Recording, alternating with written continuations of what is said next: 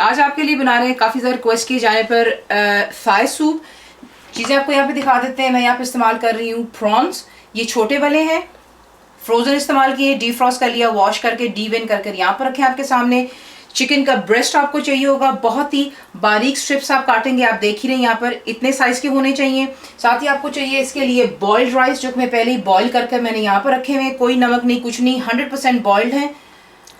यखनी आपको यहाँ पर चाहिए होगी, यानी कि चिकन स्टॉक। मैंने अभी एक्चुअली रिसेंटली बनाया था चिकन सैंडविच, तो मैंने चिकन बॉईल किया, यखनी को मैंने सेव कर लिया था। आपको बहुत दफ़ा कहा है कि आप यखनी को डिस्कार्ड मत किया करें। अगर आपने 1-2 दिन में इस्तेमाल करना है, इसको आप फ्रिज में रख सकते हैं, और अगर आपको काफ़ी और दिन चाहिए इसे आप फ्रीज भी कर सकते हैं। तो ये चिकन स्टॉक है। अगर आपके पास चिकन स्टॉक नहीं है तो आप पानी का इस्तेमाल करेंगे। कॉर्न यहाँ पे इस्तेमाल कर रहे हैं, दैट्स कैंड। साथ ही आपको चाहिए इसके लिए कोकोनट मिल्क, कॉर्न फ्लावर या कॉर्न स्टार्च, जो भी आप इसको प्रोनाउंस करते हैं। गार्लिक आपको चाहिए, यानी कि लेसन फाइनली चॉप्ड। जिंजर आपको चाहिए, यानी कि अदरक जूलियन काट लें। ब्लैक पेपर पाउडर, यानी कि कुटी हुई काली मिर्चें पिसी हुई। नमक यानी कि सॉल्ट। हरी मिर्चें आपको चाहिए होंगी, और तेल हमें थोड़ा सा चाहिए होगा। तो आपको दिखाते हैं कि इसको बनाना किस तरह। कढ़ाई का इस्तेमाल मैं यहाँ पर कर रही हूँ। बीच में मैंने डाल दिया तेल। तेल हल्का सा गर्म हो चुका हुआ है। इसमें जा रहा है पहले लहसुन, यानी कि चॉप्ड फ्रेश गार्लिक। जिंजर जा रहा है बीच में, यानी कि फ्रेश अदरक। और आप इसको यहाँ पर अच्छी तरह मिक्स करेंगे। साथ ही आप इसमें डालेंगे हरी मिर्चें, और आपने इसको सिर्फ इतना यहाँ पर कुक करना है, फ्लेम शुरू से लेकर हाई पर है कि इसका हल्का सा रंग गोल्डन हो जाए। इतना आप इसका कलर चेंज कर लिया है। इसके बाद आप स्ट्रेट में बीच में ऐड करते हैं जो कि आपके प्रॉन्स हैं, और साथ में जा रहा है चिकन। और आप इसको हाई फ्लेम पर तब तक कुक करेंगे जब तक कि चिकन का खुद का पानी खुश्क हो जाएगा और ये परफेक्टली कुक हो जाते हैं। आपने इसको हाई फ्लेम पर कुक करना है यहाँ तक कि तमाम पानी खुश्क हो जाता है, जो कि खुश्क हो गया हुआ है। इसमें अब आप ऐड करते हैं जो आपका कॉर्न है।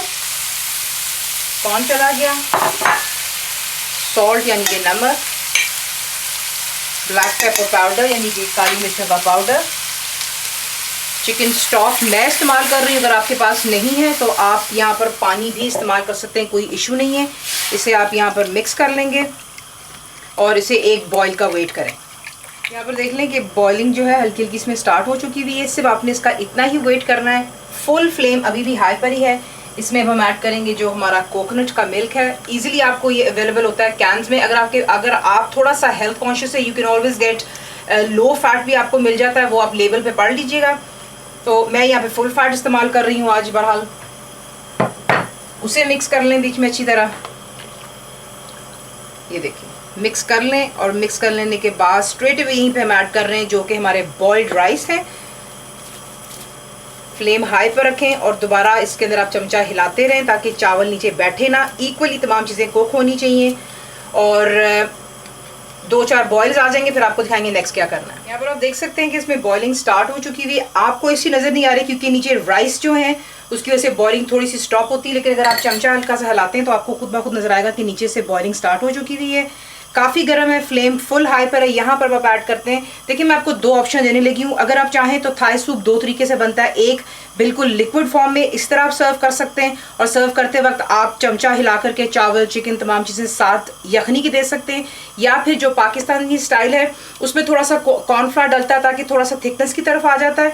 तो ज़्यादा नहीं डालेंगे, हल्का हल्का आप डालते जाएँ, चमचा हिलाते रहें। फ्लेम प्लीज़ फुल हाई पर रखेंगे आप, और देख लीजिएगा आपको कितना इसमें थिकनेस चाहिए। तो यहाँ पे चमचा हिला रहे हैं हम साथ साथ, और हल्का हल्का ऐड करेंगे, और आपको आगे दिखाते हैं कि मजीद और क्या करें। यहाँ पर आप देख लें मैंने भी जो कॉर्नफ्लावर डाला है इतना ज़्यादा नहीं डाला। आप देख सकते हैं इसकी कंसिस्टेंसी कुछ यूँ है कि ज़्यादा थिक नहीं है, लेकिन जब आप चूल्हा बंद कर देते हैं तो ये तब भी थोड़ा सा गाढ़ा होता है। कॉर्न स्टार्च या कॉर्नफ्लावर जैसा भी आप अनाउंस करते हैं, यही इसका एक काम होता है।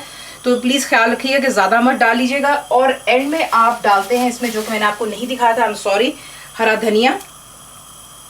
और आपका सूप यहाँ पर बिल्कुल परफेक्टली तैयार है। बॉइलिंग स्टार्ट हो चुकी है। 2 मिनट इसको दे दें हाई फ्लेम पर और इसे डिश आउट कर। ये रहा आपका थाई सूप। इस तरह आप इसको बनाएं घर पर, और फुल वीडियोस के लिए आप जाएंगे मेरी वेबसाइट विच इज cookWithFaiza.net पर। बनाएं, बताएं आपको कैसा लगा। दुआओं में याद रखें। Thank you for watching the video.